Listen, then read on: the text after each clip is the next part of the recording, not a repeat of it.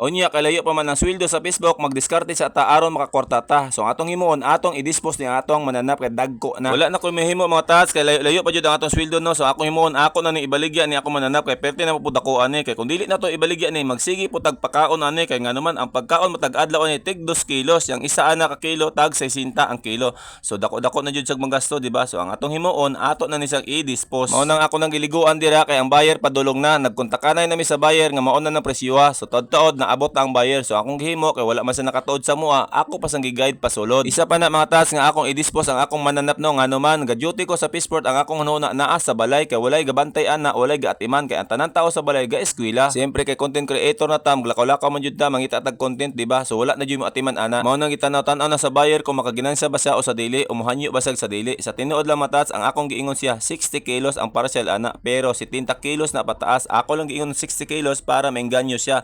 Pero sa tinuod lang di jud siya malugi ana. Sa bagay wala may bayar nga mangumpra nga malugi, di ba? Kung iyan ang katay-katayon, iyan ang putol-putolon aron ibaligya, makaginansya jud siya ana. Mo na nagupuhupo pud siya. Siyempre diskarte na nila. Kani nga baboy matats, tulo ka bulan og tunga ang akong buhi anino kay nga naman duha man ni sa kabuok tong December akong giihaw ang isa. So mao na lang ni nabilin, mabitaw na nagkadako pud iyang gasto. Og di magdugay nagkasinabot na jud mi sa presyo nga akong gihatag siya ha. Siyempre silip na niya nga makaginansya siya ana kay wala man siya mohanyo. Kining magbuhi-buhi tag baboy matats no, alkansyera na siya nga naman tabla-tabla ra ka ana kung makaginansya magaling ka gamay ra pod dili para sa nang pigiri bitaw nga gikan sa baktin hantod mo dako sa ginansya nga naman unay manggod sila anang baboyan. Kini atoa kinumpra manggod ni naa ni kapital. Og isa pa dili lalim magatiman ana, mas maayo pa matiman kag batang gamay kay pagkahuman og pakaon imo rang palakaw-lakawon. Kana pag dili nimo tagaan sa ilang gipangayo nga pagkaon magsige mintaw nagtiyabaw. Og isa pa kun di pud nimo limpyuhan ang ilang hugaw ana, ilan ang ligid-ligiran o di na nimaho na ta makasala pa ta sa to silingan. Unya ang ipakaon nimo kada adlaw ana dili man pwede tangkong o lamaw kay nga naman feeds man ang ginapakaon ana kay lahi man ning mga baboy kay sa Bisaya kay kani mga branded man ni sila. Ang nakanindot magud ani kay feeds ang atong ipakaon, so dali ra jud siya modlagko. Duha ka bulan nimong buhi-buhi maabot na sa 40 to 50 kilos o makalitsyon na ka, di ba? Ikaduha dili kay tantong tambok ang iyang unod no. So tama-tama ra jud siya nga dakog karne napod si tambok gamay po dili yung nga as in tambok bitaw, lahi ra jud sa Bisaya nga tambok jud kay sag unod. So bidli jud siya ka unon, di ba? So mo na matas no, amo nang karga silang top down diha kay naa pod sila kuha unon sa unahan. So diri lang taman tong video matat. Salamat sa pagtan-aw diha. Makabayan na jud tag utang ani.